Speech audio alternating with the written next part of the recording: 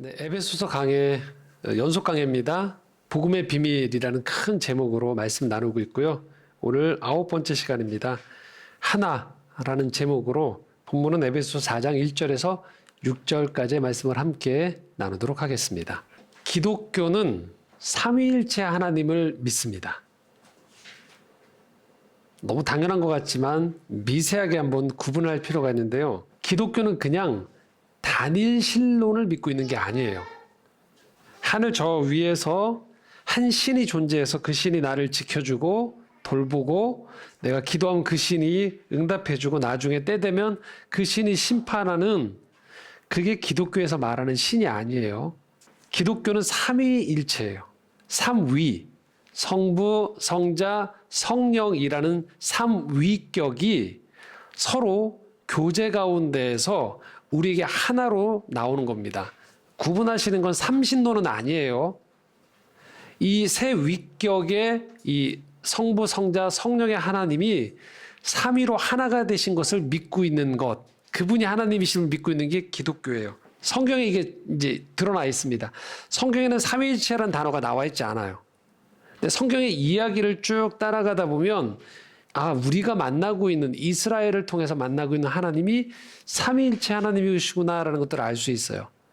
성부 하나님이 세상을 창조하셨죠. 그분이 통치하세요. 그리고 성자 예수 그리스도는 성부께서 이 땅에 내려보내셨죠. 인간의 몸을 입고 오신 하나님인 거예요. 인간의 몸으로서 이 땅에서 살아가시면서 인간과 똑같이 살아가시되 그가 하나님과 동일한 분임을 선포했어요. 그리고 하나님 나라를 이 땅에서 아주 구체적으로 보여주셨어요. 그래서 우리가 하나님 나라가 어떤 나라인지를 보려고 하면 복음서에 나와 있는 마태, 마가, 누가, 요한복음에 나와 있는 예수님이 어떻게 사람을 만나셨고 어떤 일이 벌어지는지를 보면 우리가 하나님 나라가 단지 천상에서 천사들하고 이렇게 하프를 켜면서 노래만 부르는 곳이 아니라는 것들을 알 수 있어요. 그리고 그 예수 그리스도가 십자가에 죽고 부활하심으로 말미암아 다시 하나님 우편에 계시다라고 하고 있죠. 그리고 성령 하나님이 오순절 마가의 다락방에 임재하셔서 이제 성령을 통해서 우리 각 사람 마음속에서 성령 하나님을 받아들임을 통해서 하나님이 단지 하늘에만 계시지 않고 우리 마음 가운데 이 피조 세계 가운데 계시게 되어지는 것들을 경험하는 것, 이게 바로 기독교가 믿고 있는 삼위일체 하나님인 거예요. 그렇기 때문에 그냥 막연하게 나는 신의 존재를 믿고 있습니다라고 이야기하는 것과 성경에서 이야기하고 있는 하나님의 개념은 다르다라는 거죠. 그렇기 때문에 성경은 감히 이런 이야기까지 나오는 거예요. 십자가에 달리신 하나님이라는 표현까지 나와요. 우리의 하나님은 인간을 위해서 십자가에 달려서 죽기까지 하는 지극히 수동적인 고난을 당하는 모습까지도 기독교가 믿고 있는 하나님이라는 거예요. 이 삼위가 성부, 성자, 성령이 서로 간의 교제를 통해서 하나가 되어지는데 성부는 성자 안으로, 성자는 성령 안으로, 성령은 다시 성부 안으로 서로 간의 존재예요. 그래서 성부가 존재하려면 반드시 성자와 성령이 계셔줘야지만 존재하는 거예요. 성자는 성부와 성령이 존재해야 되죠. 성령은요, 성부와 성자가 함께 하셔야지만 성자가 존재가 되는 거예요. 그러면서도 이 세 위격은 서로를 침해하지 않아요. 다른 위격이 반드시 내가 존재하기 위해서는 필요하지만 그 존재가 나와 함께함으로 인해서 내가 파괴되거나 방해받는 것이 아니고 내가 나다워지는 거예요. 그 방식이 삼위일체 하나님이 존재하시는 방식이에요. 그리고 이 방식은 철저하게 서로가 서로를 향해서 내어주는 사랑을 하고 계세요. 다른 사랑을 내가 뺏어오는 방식이 아닌 자신을 내어주는 방식으로 삼위가 서로 간의 사랑으로 하나가 되시는 거예요. 그게 기독교가 믿고 있는 삼위일체 하나님인 거예요. 철저하게 관계적인 거예요. 그렇기 때문에 우리가 삼위일체 하나님을 믿습니다라고 하는 건 어떤 것을 동일하게 우리에게 받아들인 거냐면 우리가 존재하는 방식이 그렇다라는 거예요. 우리가 다른 사람이 전혀 필요하지 않은 독립된 존재로 살아가다가 하나님이 오시면, 하나님을 만나면 더 좋아진다가 아닌 거예요. 인간이란 존재 자체가 하나님이 우리 안에 거하셔야 되는 거예요. 그리고 우리 또한 살아가면서 마땅히 다른 사람이 우리 안에 들어와줘야 되는 거예요. 우리 또한 다른 사람 안에 함께 거하기 시작하는 거예요. 이 교제가 바로 사랑이거든요. 그러므로 우리가 기독교에서 한 분 하나님을 믿는다라는 것은 이 하나가 독점과 배타의 의미를 갖는 게 아니에요. 그런 의미로 하나를 이야기하는 게 아니에요. 그러니까 우리가 하나를 생각하실 때 지워야 되는 개념 하나가 있어요. 그것은 올림픽 시상대 위에 한 사람만 올라가는 그 독점의 맨 위에 있는 하나가 아니에요. 오로지 이 세상을 진정으로 운행하는 방식은 단 하나밖에 없다라는 진정한 진리의 의미에서의 하나를 의미하는 거예요. 그리고 그 하나라는 것은 바로 하나가 되기 위해서는 투쟁이나 싸움의 방식이 아니고 철저히 사랑을 할 때 하나가 된다는 걸 의미한다는 것이죠. 하나님을 모를 때 우리가 사랑 그러면 이 사랑은 대단히 제한적인 거예요. 내 기호에 맞는 사람, 나에게 잘해주는 사람, 나와 잘 통하는 사람하고 좋은 마음을 품고 있는 것, 또 그 사람 또는 어떤 집단과 의미 있는 관계를 맺을 때 그걸 뭐라고 표현하냐면 보통은 사랑이라고 표현하는 거예요. 그러니까 우리가 보통 왜 연예인들이나 어떤 콘서트에서 가수들이 자기 팬들을 향해서 여러분 사랑해요라고 하잖아요. 그분들이 뭐라고 하냐면 여러분 많이 사랑해 주세요라고 하잖아요. 그건 어떤 거예요? 제 앨범 많이 사주세요 이거잖아요. 그렇죠? 저를 향한 마음을 잃어버리지 마세요라고 하는 거예요. 일종의 거래예요. 그걸 사랑이라는 표현을 쓰는 거예요. 그다음에 우리가 뭐 동종 이게 전화 같은 거 들을 때 사랑합니다 고객님 이러잖아요. 그렇죠? 그건 저희가 친절하게 했습니다 이런 표현인 거죠. 그걸 고지고대로 그래서 사랑합니다 고객님 하면 저도요 이렇게 하면 굉장히 상담원들이 당황하시겠죠. 그런 사랑이 아니니까. 근데 우리가 기독교 신앙을 받아들이면서 사랑을 한다라는 건 삼위일체 하나님을 그래서 믿게 된다라는 것은 뭐냐면 이렇게 인간 본연에 선택적이고 주권적이고 제한적인 방식으로 사랑을 한다라는 게 아니에요. 그게 아니고 인간이란 존재 자체가 이 세상이 운행하는 방식 자체가 또 신과 우리가 관계를 맺는 방식 자체가 사랑이라는 것을 동의한다는 걸 말하는 거예요. 이 세상을 돌아가는 가장 근원적인 흐르고 있는 원리가 사랑이다라는 것을 동의하는 거예요. 우리가 사는 세상은 다른 원리가 존재한다고 얘기한단 말이에요. 힘 같은 원리들. 그런 것들이 이 세상을 지배한다고 얘기하는데 우리가 기독교인이 된다는 건 사랑을 이 세상을 흐르고 있는 근원적인 원리라고 믿고 있고 그걸 받아들이고 그걸 실현해 나가기 위해서 애쓰는 것을 말하는 거예요. 그렇기 때문에 우리가 누군가를 만날 때 어떤 단체나 조직에 들어가게 될 때 보통은 우리가 세상을 살면서 어려서부터 이걸 많이 교육받아요. 잘 적응해야지, 또 살아남아야지. 그게 우리의 목표가 되는 거예요. 내가 대체 불가능한 사람이 돼야지 이런 거예요. 뭐 경영학 같은 데서는 보통 그래서 내가 없으면 안 되는 킹핀이 돼야 된다 뭐 이런 표현을 써요. 절대적인 존재. 그런 존재가 돼서 대체 불가능한 사람이 되도록 만드는 것. 우리도 아이들에게도 어려서부터 계속 그걸 가르치죠. 네가 능력이 많아야지 사람들이 너를 무시하지 않고 이 경쟁사회 속에서 어느 정도 위치에 올라간다고 이야기한다는 거예요. 생존 준비를 시키는 것이죠. 그러면서 자꾸 빠지는 게 있죠. 뭐가 빠질까요? 어떻게 하면 사랑하면 살아갈지에 대해서 얘기를 안 해주는 거예요. 그러다 보니까 직장 생활을 하면서도 또 우리가 어떤 조직이나 공동체 또는 단체를 꾸려도 그곳이 종종 처음에 모였던 어떤 기호들이나 어떤 이유 때문에 모여서 좋은 것 같지만 늘 그 안에 보면 분란과 다툼과 편가르기가 많게 되어지죠. 또 구성원들이 행복해지지 않아요. 그래서 우리도 모르게 그 속에서 열심히 뭔가를 좋은 마음으로 시작했는데도 불구하고 이런 생각을 하게 돼요. 우리가 왜 모였지? 우리가 왜 이렇게 열심히 살고 있지? 종종 잃어버리게 돼요. 그러면 사람들은 거기서 불행하다는 생각들을 많이 갖게 되는 것이죠. 왜 그럴까요? 사람이란 존재가 사랑이 필요한 존재이기 때문에 그런 거예요. 그래서 여러분들이 살아가면서 너무 힘들어요. 삶의 과제들이. 그런데 그때 여러분을 지지해주는 한 사람이 여러분 곁에 있는 거예요. 그러면 세상은 살만해져요. 왜 그럴까요? 사람이란 존재가 가지고 있는 이 사랑에 대한 이 근원적인 것들에 대한 지지가 이루어지기 때문에 그런 거예요. 그래서 우리가 신앙을 갖게 되어지면서 마땅히 우리 안에서 놓치면 안 되는 중요한 삶의 원리가 있어요. 그것은 하나님을 어떻게 사랑하는가를 제대로 배워야 돼요. 그러니까 하나님을 하나님답게 사랑하는 법을 배워야 돼요. 그러니까 우리가 계속 신앙생활 하지만 하나님하고 거래하는 법을 자꾸 배우거든요. 이렇게 해야지만 저분이 나한테 재앙을 내리지 않을 거다, 복을 줄 거다라는 개념으로 자꾸 가는 거예요.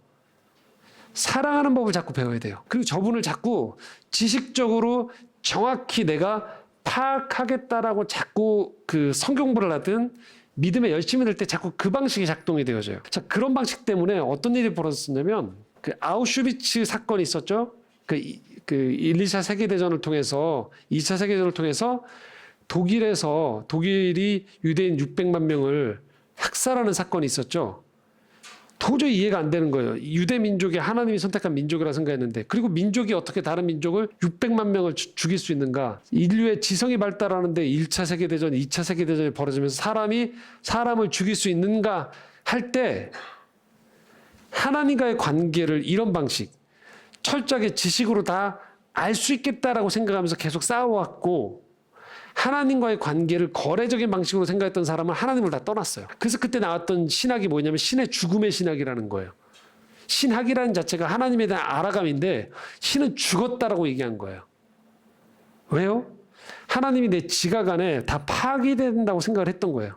우리도 신앙생활하면서 계속 그런 생각을 하거든요. 저는 아직 하나님을 모르겠어요. 계속 그렇게 얘기하거든요. 그게 정직한 거예요. 거기 안에 전제를 우리가 저는 성경부를 아주 많이 하면 하나님을 다 파악할 수 있을 것 같아요라는 전제라면 그 전제는 틀린 전제인 거예요. 다 몰라요. 그럼 뭐 하는 거냐? 하나님과 관계 맺는 법을 알아가는 거예요. 그러니까 아우슈비츠 사건 가운데서도 하나님과의 관계를 맺었다고 생각하면 하나님을 떠나지 않는 거예요.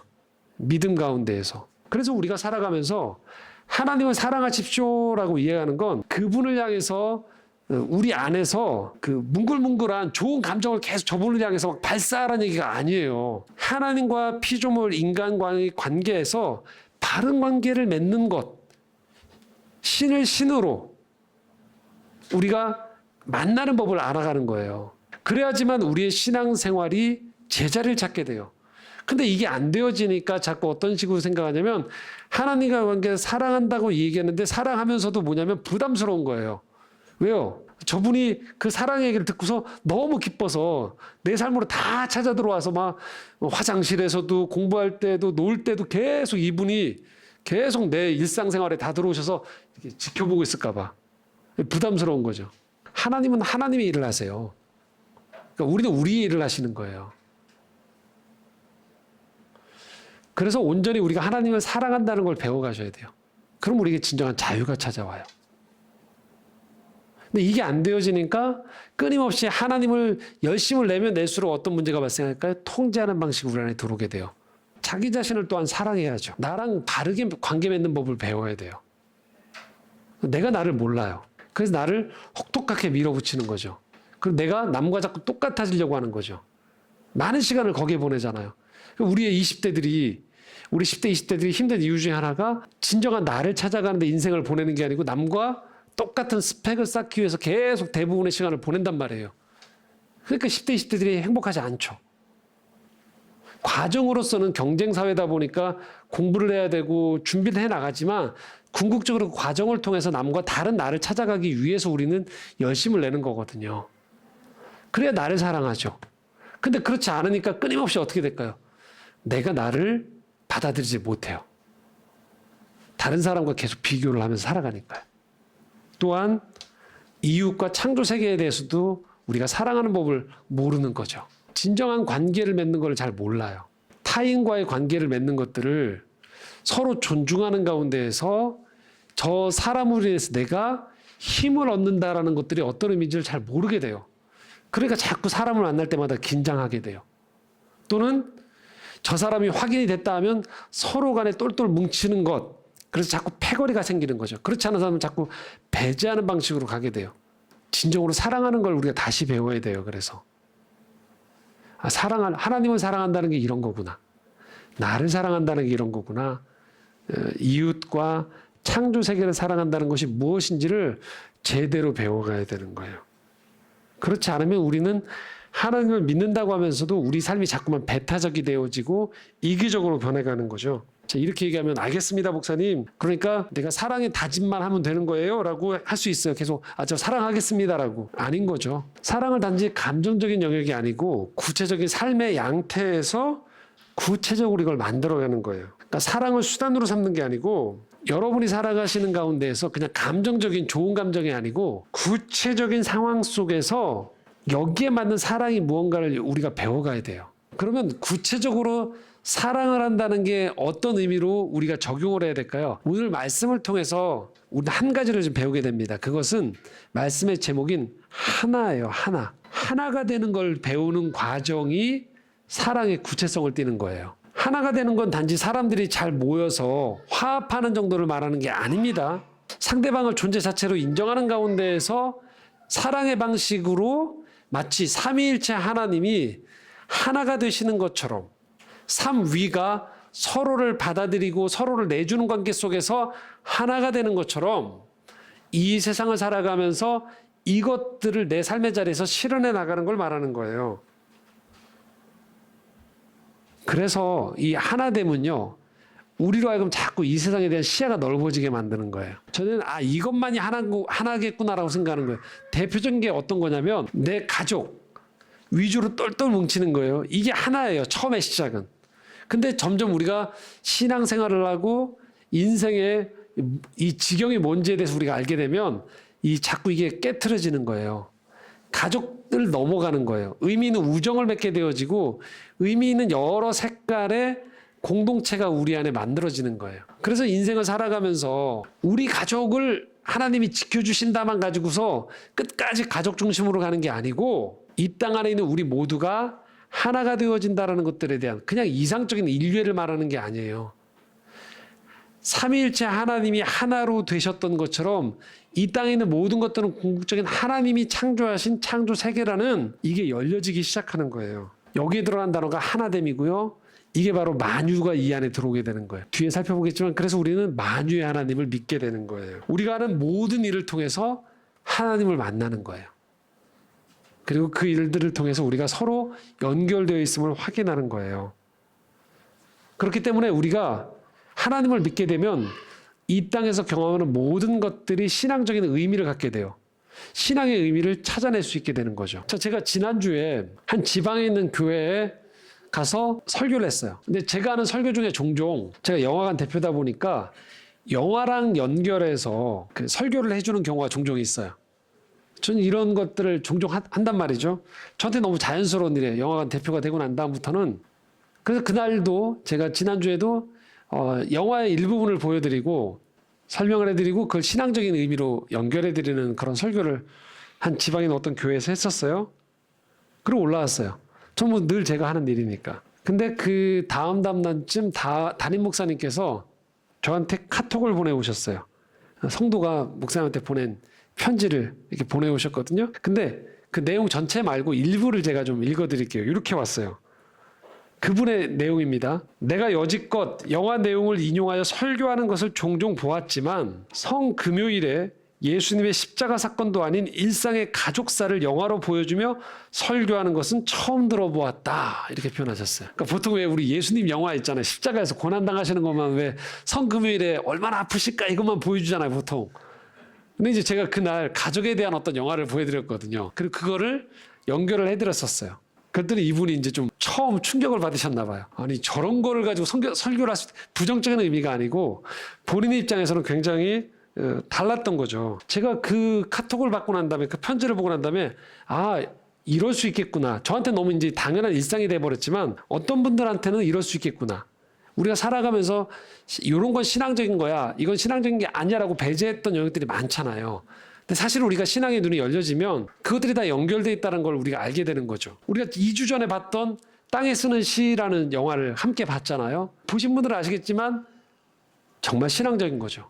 우리나라 거의 1세대 조경사가 그렇죠? 선유도 공원부터 시작해서 우리나라의 정말 중요한 경춘선, 아산병원, 여러 중요한 곳들의 조경을 꾸리면서 그것에 거하는 사람과 생태와 경험들을 디자인하고, 크리스찬인 그분이 그렇게 살아오시면서 평생을 우리나라 국토를 그렇게 생기 있게 회복하는 과정을 보면서, 우린 그날 2주 전에 영화관에서 그 영화를 보면서 또 다른 결로 다가오신 하나님의 언어를 우리가 만나는 거죠.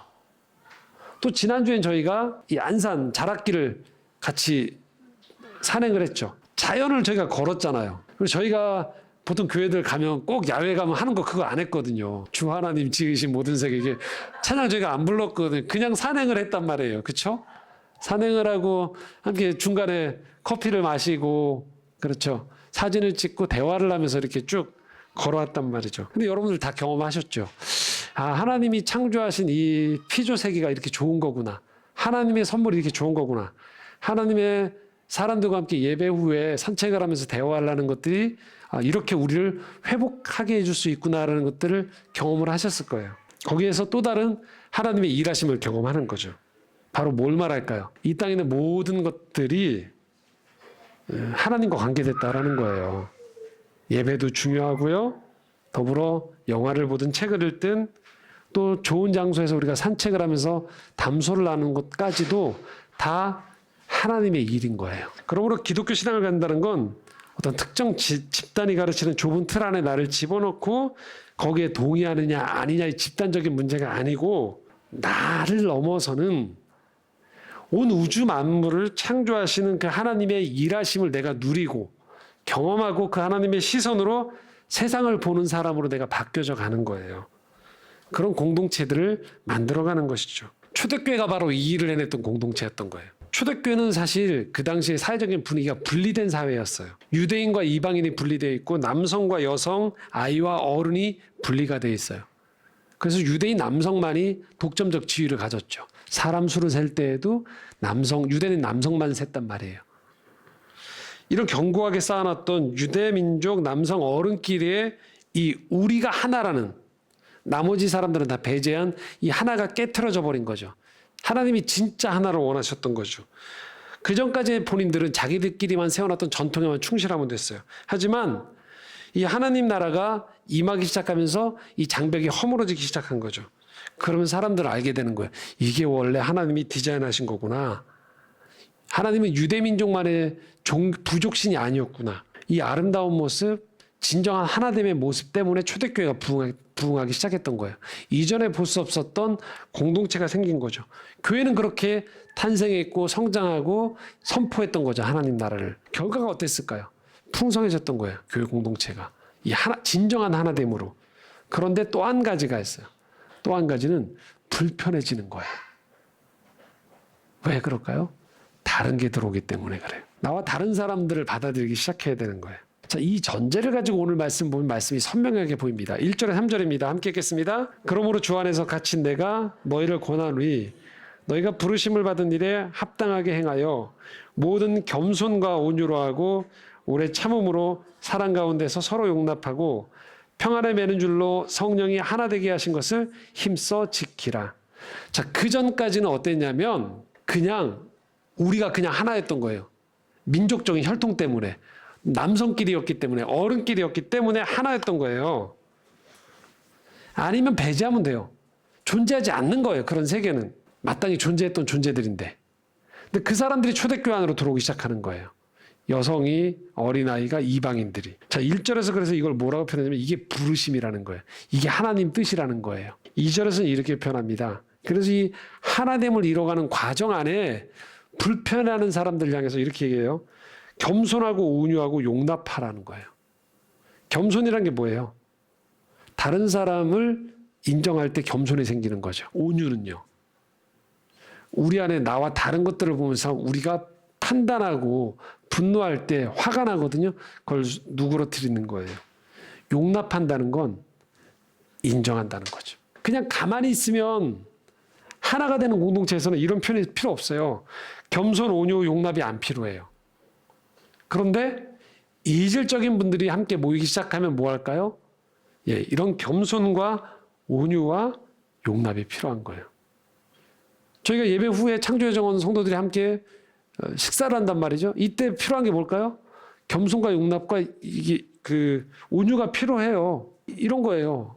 갑자기 딱 우리가 식사하려고 그러는데 갑자기 저분 왜 이렇게 향수를 강한 거 썼을까? 또 어떤 분들은 전 패션이 마음에 안 들어. 뭐 예를 들면 다 해당될 수 있어요. 예배 드릴 때도 여러분들이 온라인 예배가 왜 좋습니까? 아무도 방해하는 게 없잖아요. 근데 벌써 예배 여기 딱 들어오시면 여러분 뭐예요? 오늘 내 앞에 앉아있는 분이 머리가 커. 이런 벌써 화면이 안 보이는 거예요. 막 이게 다 방해가 돼요. 내가 이게 누구로 틀어야 되는 거예요. 이 불편함들이 있어요. 이게 뭐예요? 다른 존재들이 들어오기 때문에 그래요. 이 다름 속에서 뭐예요? 우리가 하나됨을 만들어가는 과정이 있는 거예요. 그래서 이 다름 속에서 겸손과 온유와 용납이 이루어지기 시작할 때 공동체 안에 뭐가 돌기 시작하냐면 평안이 들어오는 거예요. 공포나 긴장이 아니고 안심하게 되는 거예요. 나도 여기 속할 수 있구나가 확인될 때 평안이 있어요. 자, 그런데 여러분 3절 말씀에 우리가 절대 빼놓으면 안 되는 단어가 있어요. 어떤 거냐면요. 바로 하반절에 이렇게 써 있죠. 하나 되게 하신 것을 성령이 하나 되게 하셨단 말이에요. 성령님이 그 일을 시작하셨단 말이에요. 근데 하반절에 뭐라 나옵니까? 힘써 지키래요. 그러니까 이게 힘들다라는 거죠. 어렵다라는 거죠. 어찌 보면 우리의 신앙생활은 그래서 이 하나됨을 만들어 나가기 위해서 힘써를 어떻게 섬세하게 때에 맞게 내가 할 수 있는 범위 안에서 또 힘써의 실력을 키워가는 게 신앙생활이에요. 그 사람 입장에서 와닿게 하는 게 중요한 거죠. 미숙할 때는 어떻게 해요? 내가 좋아하는 걸 상대방에게 막 주고서 왜 안 좋아하냐고 얘기하죠. 그런데 점점 성숙하면 어떻게 합니까? 상대방에 맞춰서 계속 우리가 하게 되죠. 또 한 번 해보고 끝나는 게 아니고 힘쓴다는 건 지치지 않고 지속가능하게 성실하게 해내는 걸 말하는 거예요. 여러분 언제나 나와 다른 존재를 받아들이는 과정은 어렵습니다. 그리고 피하고 싶은 거예요. 그러나 그 다름을 받아들일 때 하나가 되는 거고요. 그럴 때 동지 집단 안에서만 누리는 소속감하고는 다른 하나님이 주시는 평안이 있어요. 저 사람을 내가 용납하고 내가 용납받는 가운데서 오는 이 평안이 흐르는 거죠. 얼마 전에 나온 책 중에 친애하는 슐츠시라는 책이 있어요. 그림을 하나 보일 텐데요. 설교만 들으시다 반가우시죠? 네. 피너츠라는 만화죠. 찰스 슈츠가 그린 그림인데 1950년 10월 2일부터 2000년 2월 13일까지 신문지상에 연재한 4컷 만화예요. 구독자가 3억 5,500만 명이었고요. 75개국의 2,600종의 매체에 연재됐던 만화였어요. 우리나라에서도 연재가 됐었죠. 피너츠라는 이름이 좀 낯설지만 낯선 분들은 찰리 브라운 주인공 그리고 더 유명한 건 스누피라는 이 강아지죠.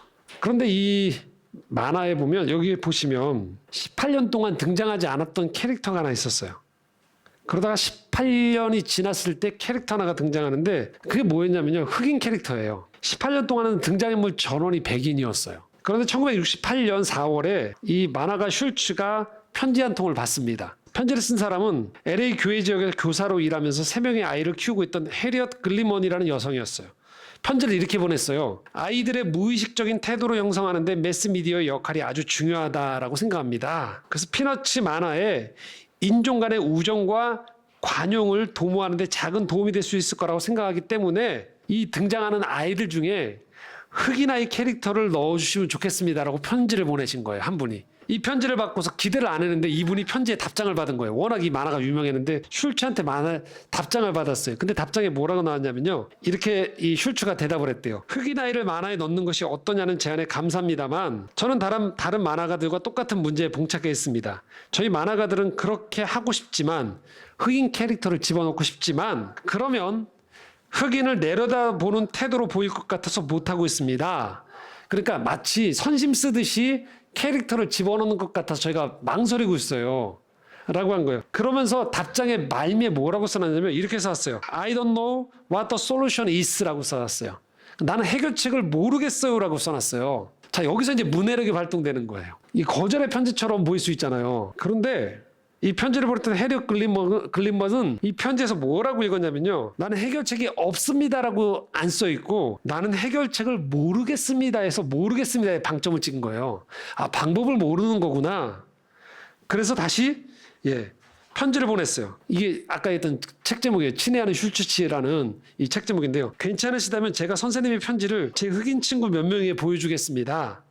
아이를 가진 부모인 그들의 말을 들어보면 이 문제와 관련해서 선생님의 생각을 정리하는 데 도움이 될 것 같습니다. 라고 생각하고 친구들한테, 흑인 친구들한테 자문을 구했대요. 조언을. 그러니까 그중에 흑인 친구 한 명이 조언을 해준 거예요. 그 편지를 또 다시 전달했어요. 내용인즉슨 이랬어요. 그 흑인 친구의 편지 내용이에요. 미국에서 흑인이 여분의 캐릭터로 등장할 때는, 그러니까 주인공이 아니고 다른 캐릭터로 등장할 때는 대개 교도소 같은 불행한 상황이고 그런 데만 흑인들이 있는 거예요. 캐릭터가. 흑인들이 평범하게 생활하고 사랑하고 걱정하고 호텔이나 회사 건물의 로비에 들어가는 모습, 뉴욕 시내를 돌아다니는 풍경은 보여주지 않습니다. 그래서 이는 영화와 TV, 잡지, 만화 같은 업계에서 이런 묘사하는 습관이 교활하고 부정적인 결과를 낳습니다. 라는 거예요. 그러니까 일상생활 안에서 그냥 살아가는 모습을 꼭 주인공이 아니어도 괜찮으니까 넣어달라는 거예요. 이런 흑인들의 직접 의견을 들었던 슐츠가 생각을 바꾸게 돼요. 그래서 7월 1일에 헨리엇 그렉먼에게 이렇게 편지를 보냅니다. 여기 편지 내용이 있어요. 이게 이렇게 보낸 거예요. 여러분 다 읽으실 줄 알겠지만 제가 해석을 해드리겠습니다. 친애하는 글릭먼 씨, 기뻐하실 소식이 있습니다. 7월 29일에 나오게 될 만화에서 흑인 아이를 등장시키는 문제와 관련해 제가 첫 걸음을 내디게 되었습니다. 제가 그린 에피소드를 보시면 기쁘실 것입니다. 그 답장을 받고서 흑인 캐릭터를 넣은 거예요. 바로 이렇게 넣은 거예요. 이게 역사적인 1968년 7월 마지막 주에 흑인 아이 플랭클린 암스트롱이 데뷔하게 된 거예요. 그 당시 아직도 미국 사회가 흑백 갈등이 있었던 거예요. 그런데 이 내용은 즉슨 주인공 찰리가 바다를 멍하니 바라보고 있는데 낯선 흑인 아이가 비치볼을 가지고 온 거예요. 비치볼을 주면서 이거 네 거니? 라고 하는 거예요. 그래서 찰리가 고맙다고 해요. 근데 흑인 아이가 수영을 하고 있었는데 이게 떠다니길래 가져왔다라고 얘기해요. 그 찰리는 자기 동생이 치지 못하게 공을 바다에 던졌다라고 이야기해요. 그냥 얘기 같죠. 근데 여기에 아주 미묘한 배려가 들어가 있어요.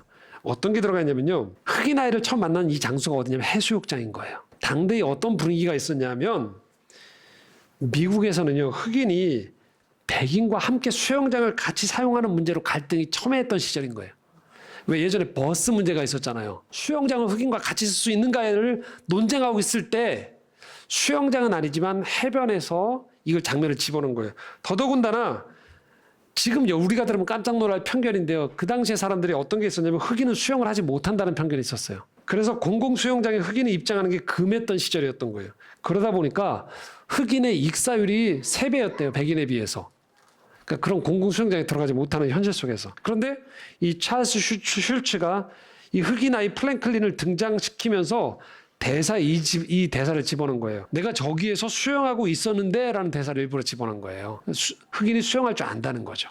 흑인과 백인이 물에 같이 들어가는 것뿐만이 아니고 흑인 아이도 수영할 수 있음을 자연스럽게 이야기한 것이죠. 그러니까 우리가 이 만화 한 컷에 들어가는 데에도 한 여성이 그 18년 동안 백인만 등장했던 캐릭터 안에 용기를 내서 편지를 아주 사르게 편지를 보내고 편지를 읽고 그걸 다시 독해를 하고 그리고 주변에 자문을 구하고 편지를 보냈을 때 그 편지를 받았던 만화가 또한 당대의 편견이나 사회적인 것들을 아는 가운데서 이걸 어떻게 녹여낼 줄을 아주 세심하게 집어넣었던 것이죠. 이런 게 하나하나 쌓였던 거예요. 미국 사회에서요. 여전히 이제 인종에 대한 차별이 남아있지만 우리가 알다시피 이런 노력이 하나둘씩 쌓이면서 흑인 대통령이 탄생한 나라가 됐죠. 미국이요. 그리고 지금 이런 인종차별을 대놓고 했을 때는 부끄러운 일이라는 것들에 대한 인식이 사회 전반에 퍼지게 되어진 것이죠. 뭘까요? 힘쓰는 거예요. 그래서 2022년에 그림 하나 더 보여드릴게요. 피너츠 월드와이드라고요. 피너츠 컨텐츠를 관리하는 이 곳에서 암스트롱 프로젝트라는 것이 시작이 된 거예요. 흑인 아이들이 많이 입학하는 대로 유명한 하워드 대학교하고 햄튼 대학교가 있는데 하워드 대학교는 지금 미국의 부통령인 이 카말라 해리스가 모교예요.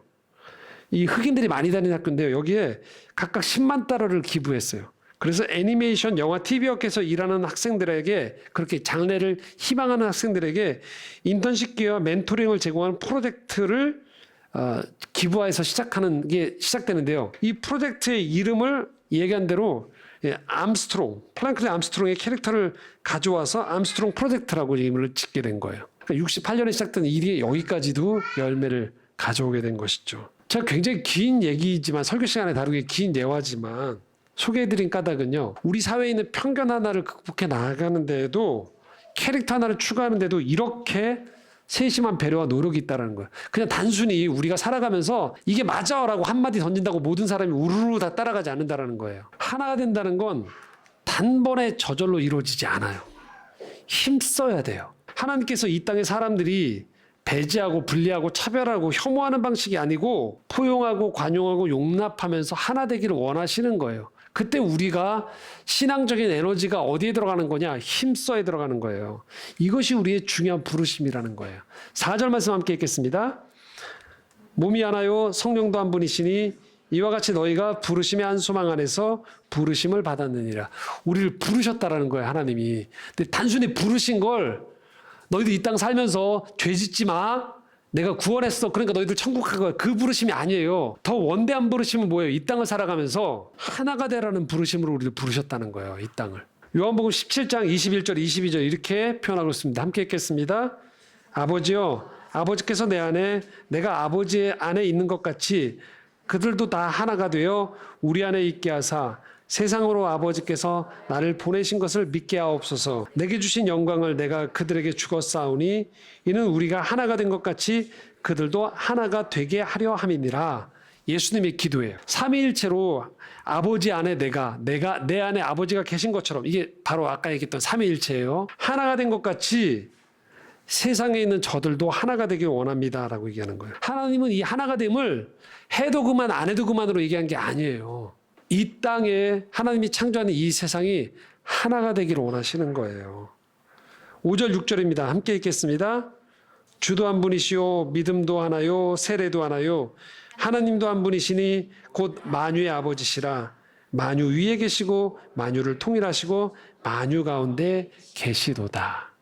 여기 잘 보십시오. 4절에 여기 보시면 5절에 주, 믿음, 세례, 그리고 하나님이 다 하나라고 얘기하고 있죠.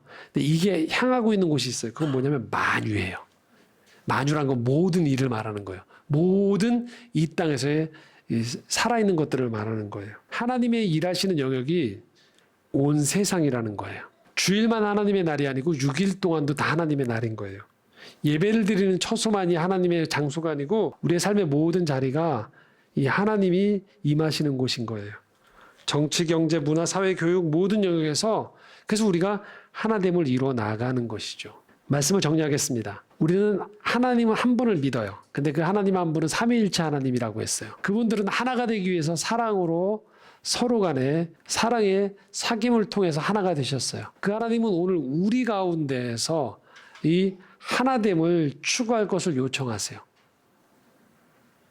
방법은 사랑으로 하나가 된다는 것이죠. 근데 이건 결코 쉬운 일이 아니라고 말씀을 드렸어요.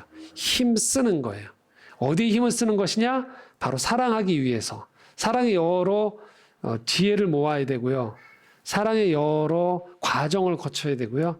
사랑에 많은 수고를 하는 거예요.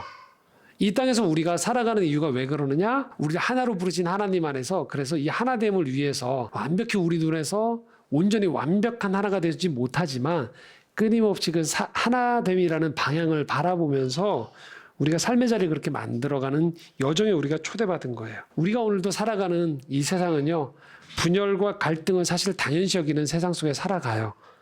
근데 우리는 이 하나됨을 포기하지 않아야 된다는 거예요. 거기에 진정한 삶에 행복이 있고 평안이 흐르기 때문입니다. 많이 힘드시겠지만 살아가면서 이 하나됨을 이룬다는 것들의 과제가 굉장히 멀고 어렵지만 이것들을 놓고 하나님께 지혜를 구할 수 있길 바랍니다. 많은 공부를 할 수 있길 원합니다. 이 예를 들면 경영을 하는 분들, 회사를 운영하신 분들이라면 단순히 그냥 직원들에게 한마디 말로 그냥 끝내는 것이 아니고 그 회사의 구성원들이 공동의 목표 안에서 서로 행복할 수 있도록 많은 연구를 해야겠죠. 경영적으로 연구를 하든 리더십을 연구하든 의사소통을 연구하든 계속적으로 연구하겠죠. 학교에서도 마찬가지일 테고요. 가정에서도 마찬가지일 테고 사람과 사람과의 만남에서도 우리가 하나가 되기 위해서 지혜가 필요한 거예요. 그냥 내 좋은 마음 하나만 가지고 되어지는 것이 아닙니다. 힘쓰는 것들이 필요한 것이죠. 그러나 여러분들이 힘쓰기 위해서 사랑하기 위해서 힘쓸 때 하나님이 여러분과 함께 하시면서 그 하나됨의 노력 속에 하나님의 지지와 하나님의 임재와 도우심이 있다는 걸 꼭 기억하실 수 있기를 바랍니다.